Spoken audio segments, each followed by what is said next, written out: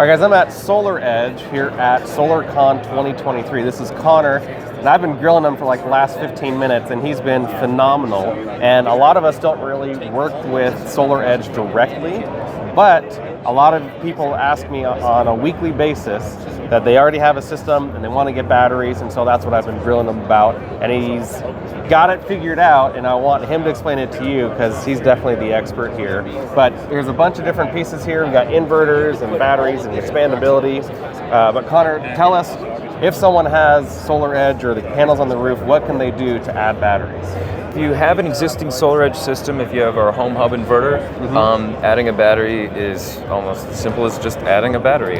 Typically they'll add a backup system if you're looking for backup. So we have what's called a backup interface that works as just a switch that turns your house on and off the grid. And then you get our home hub battery. They wire it into your inverter and you're ready to go. So this is the battery. This is the battery. This is your inverter.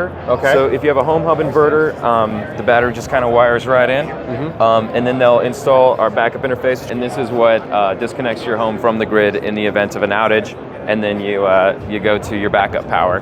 You can put 3 of these batteries onto one inverter, and you can do 3 inverters onto one backup interface, so you can do up to 9 batteries per system, which would be 90 kilowatt hours of solar. So you get 10 kilowatt hours with each battery, 5 kilowatts of power, and then it all kind of comes together. Manage it in one app, and if you want, you can add an EV charger. Now, a lot of people I talk to, they've got panels on their roof, and some of them have microinverters, and some of them have DC optimizers. What are those? That's a great question. So I think in solar there's sort of 3 schools of thought. It kind of started with string inverters, what's a string inverter? So a string inverter is effectively they just wire all the panels to your inverter. So there isn't necessarily any smart tech on the roof. It's just panels to inverter and you're going, which is great. It's a pretty cheap way of doing things, but you don't necessarily have panel level monitoring.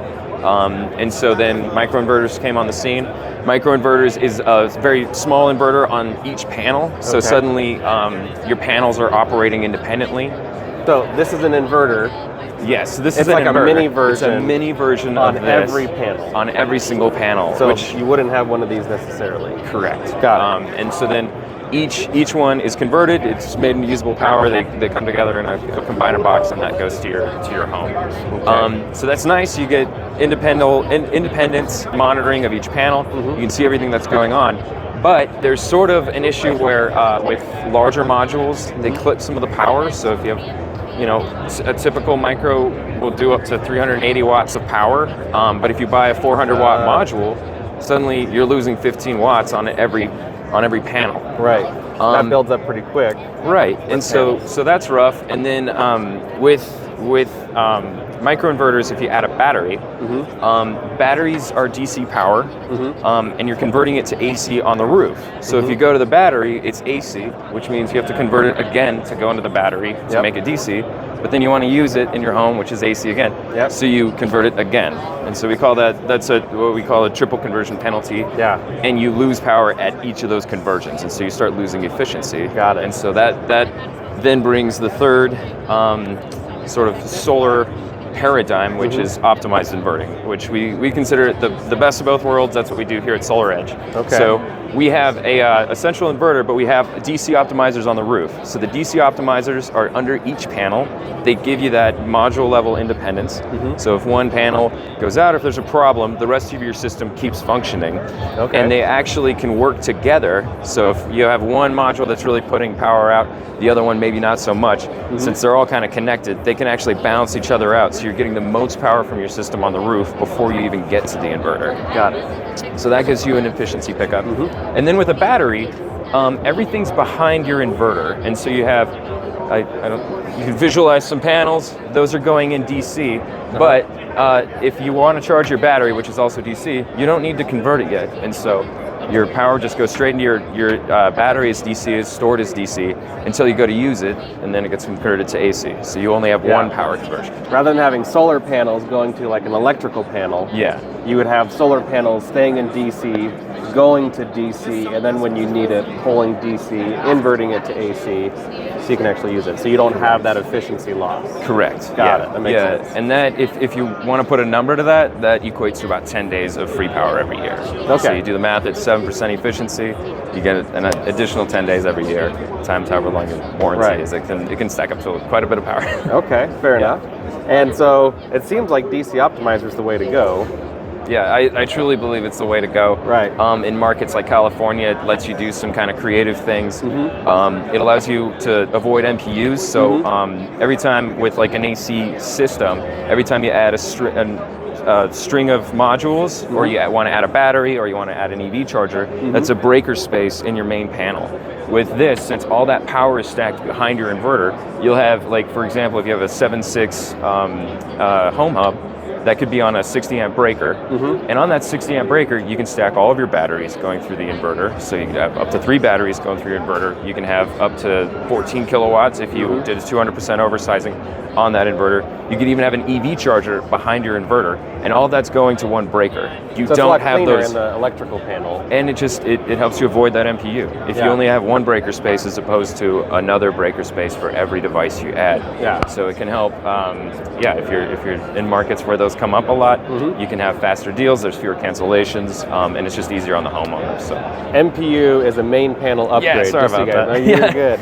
And so when you go with certain options, you basically have to keep adding panels, and there's a limited number of spots. And so I've talked to people sometimes where they have to get a MPU, which costs a lot of money a lot of the time. So it's a big money saver, and you can either keep that in your pocket or put it into batteries or solar panels or other ways of growing your system.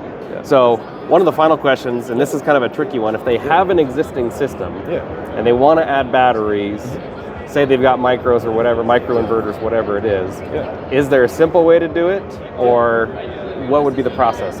Yeah, I mean, it depends. So if you have a SolarEdge system, with our home hub inverter, it's simply as easy as you add your backup interface and you add a battery and you're ready to go. In some situations in self-consumption markets, you'll see in California, it makes sense to consume your power and not export anymore because NEM went away.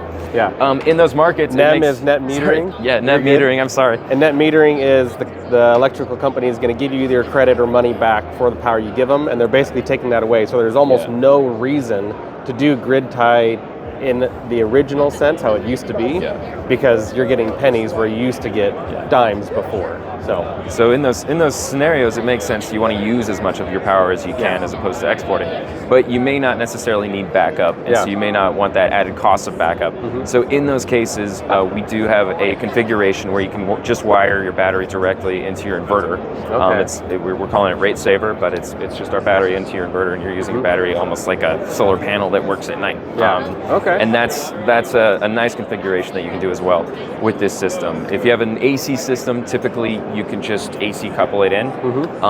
It's as simple as adding a battery. You're subject to that triple inversion penalty that I said, but sometimes if that's what's on your roof and that's what you need to do, then that's what you got. Work with that's what you got. do. Yeah, that's going to be a more affordable way. Just work with what you got rather than revamping the whole thing. So Connor, you've been awesome. Absolutely, man. Guys, if you have questions, I'll put links to SolarEdge down below. But SolarEdge has been in the industry for how long? Pretty much forever, right? Founded in 2006, so 2006. We've been here a long time. Yeah, almost 20 years. So I imagine a lot of you have SolarEdge systems, as well as Enphase and other brands. So if you have those kinds of questions on how you can adapt your system, comment down below. We'll see how we can help. Thank you guys. See you on the next video.